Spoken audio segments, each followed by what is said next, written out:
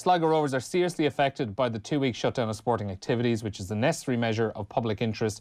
Our primary concern remains the safety and health of our fans, management team, players, coaches and volunteers. David's own quotes in this statement said, "We have a short period of time we can survive financially. Urgent action is needed. We cannot operate on full costs and little or no income for very long." We recognise too that our highly supportive football community have their own additional challenges in business, in employment and in their own lives. David, thanks for taking our call this afternoon. I imagine the last couple of days have been pretty surreal and pretty busy for you.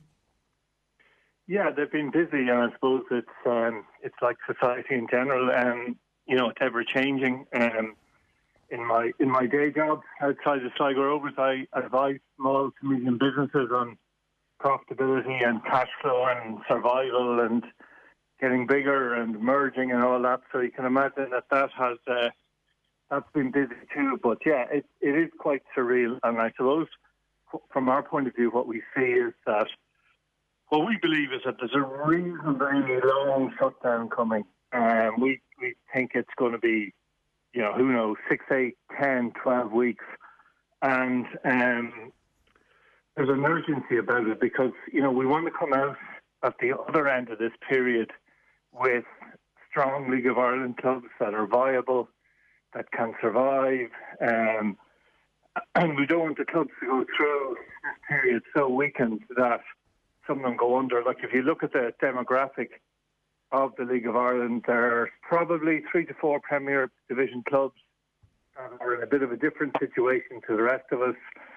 They either have golden benefactors or they've amassed quite a lot of prize money. And the other 5 or 6 clubs, like ourselves, are very much community-based.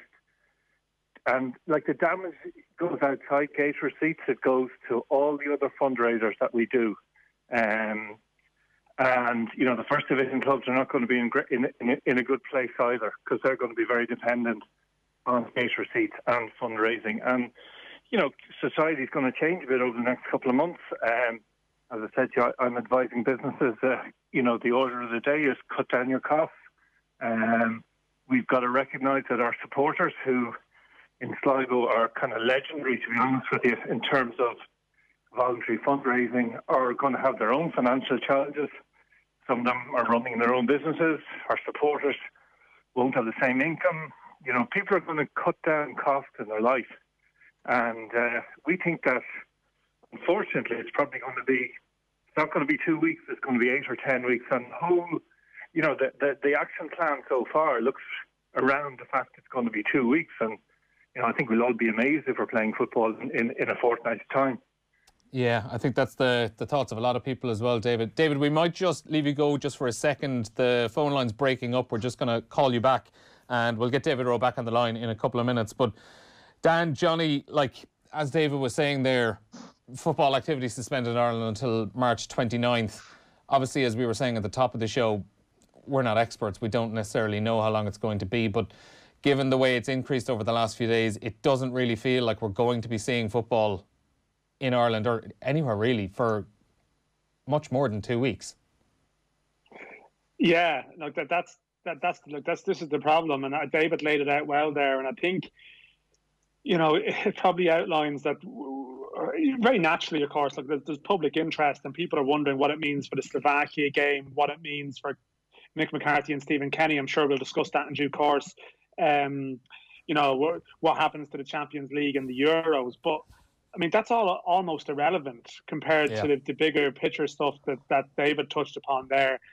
And I suppose no more so than in sort of society generally in sport, there probably needs to be unity on it.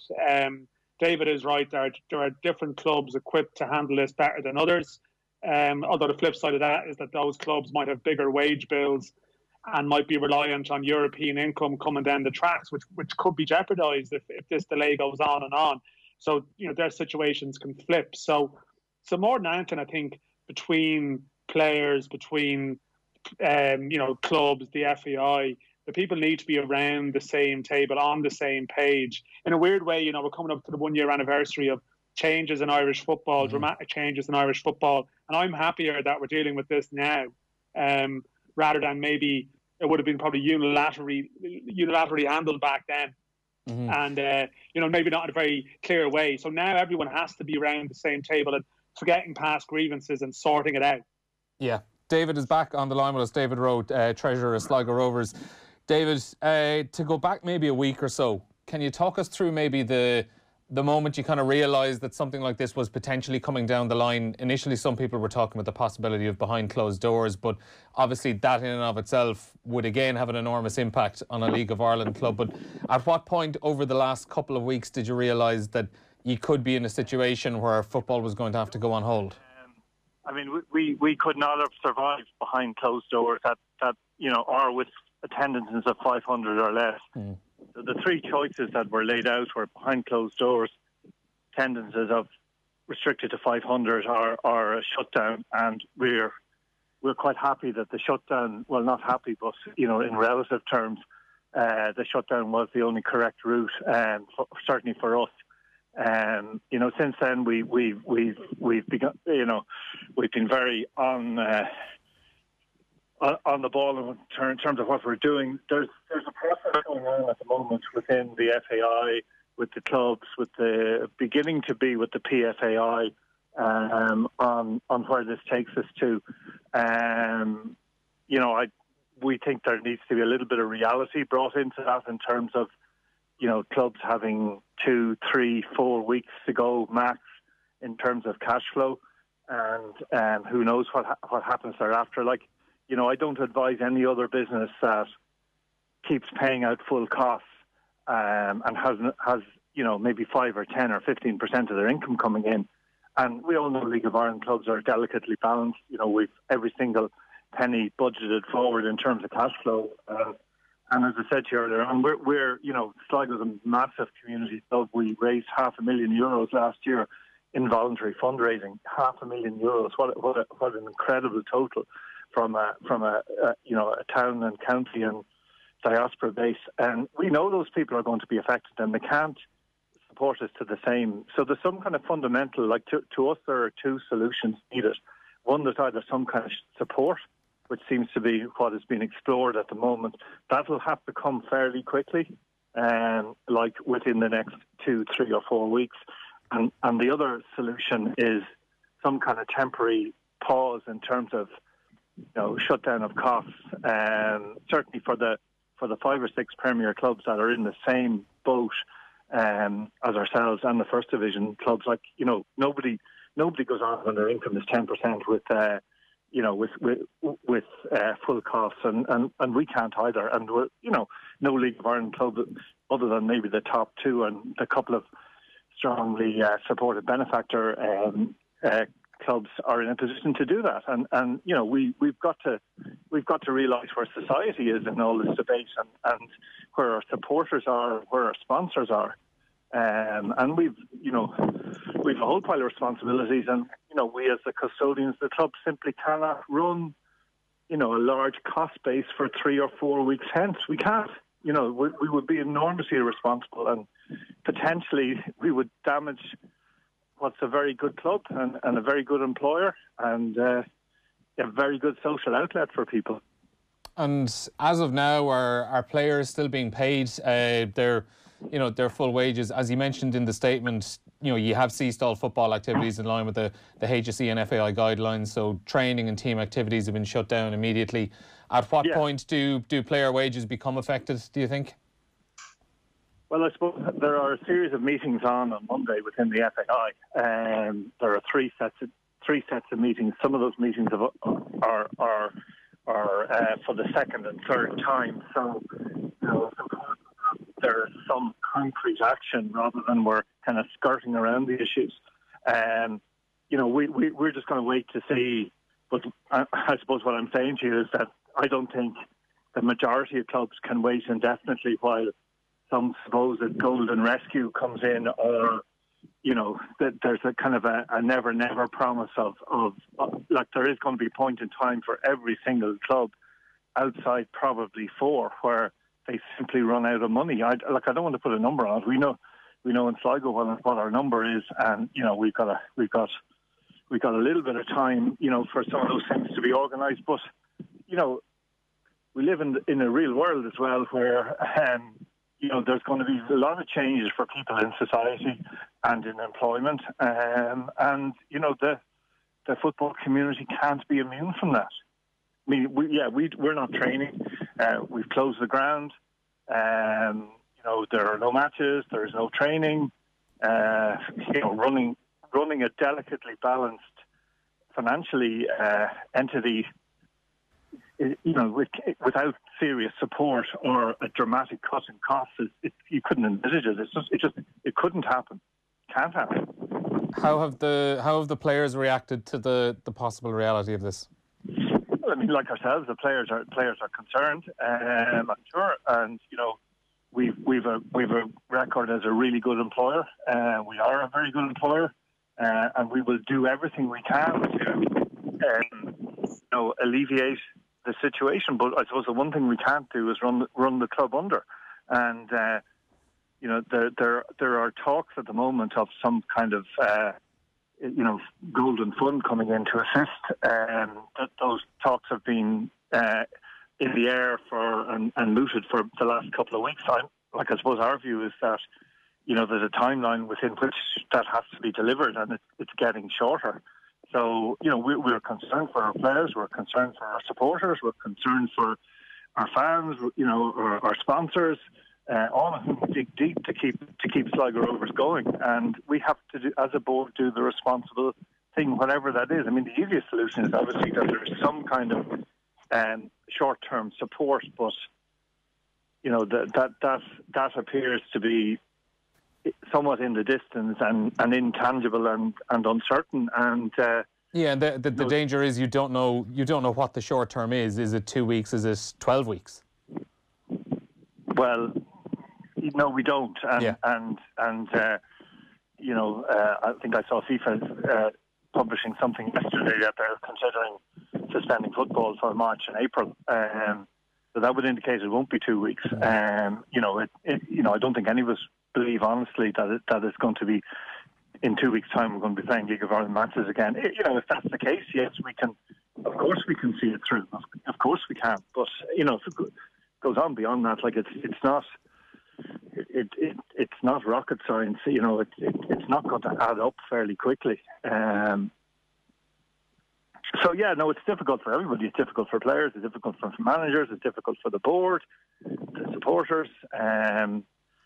But the one thing that we all have a common interest in, which was spoken about earlier in the programme, is that strong clubs come out the far end of this. That good clubs, good employers like Sligo Rovers are there. We're robust. We're financially stable. We run ourselves in a very responsible way, and we want the debate elevated up a couple of notches, because it seems to us that there's an air of unreality in some of the discussions that have taken place to date, that we're not really addressing the survival of the 5 or 6 Premier Division clubs and the First Division clubs. There's an air of the wealthier clubs maybe looking at their own circumstances and whether they can train or not train, and there's a more fundamental issue out there, I think, for employers generally. And if the the help isn't able to come from UEFA or the FAI or whichever body is in a position to do it, if that doesn't happen, are there clubs in the League of Ireland that could essentially go under because of this? I'm sure there are. I'm sure there are.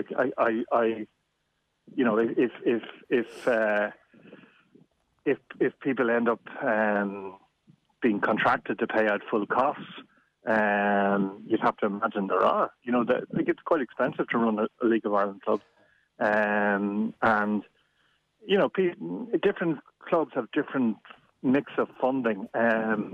I think that probably the community-funded clubs are going to be the hardest hit in this particular set of circumstances. So I'd imagine that's Derry City, Finn Harps, Bowes, ourselves, Cork, where they're heavily supported within the local community rather than either have substantial prize money or substantial benefactors or backers. So I'm not saying those clubs are particularly going to go bust. Like, there's a string of First Division clubs as well who have very financially challenging. So yes, of course, but I would hope that, between the PCA, the FAI, the PFAI, that, as was said earlier in the programme, people sit around the table and you'd be more confident absolutely now than you would have been a year ago that everybody recognises we've got a common position here, which is to have 20 decent clubs come out the back end of this who, especially, like the Premier Division clubs, are paying reasonably decent wages, are good employers, and the First Division clubs are doing the best that they can in their own set of circumstances. And having a strong league, the far side of this is the most important thing, with all the clubs still standing. Could you talk me through, for example, Sligo Rovers' next home game that has been postponed due to play Shelbourne this Saturday, 7 days' time? What sort of a hit is the club taking on that game not going ahead? Well, we were supposed to play Waterford Monday night, so we had two home matches this week. So the Waterford match was previously deferred. So between the two matches, you're talking about gate receipts, you're talking about merchandise, you're talking about halftime raffles, all the other things that we do very, very well. You're probably talking about €40,000. But I suppose my point to you, Neil, is as well as that, we're not going to have the people meeting in pubs. I heard discussion earlier on to do table quizzes for us. All those other things. We launched a beer last year. Lots. We've multiple things going on, and unfortunately, because people really can't have contact with each other now, we can't sell raffle tickets.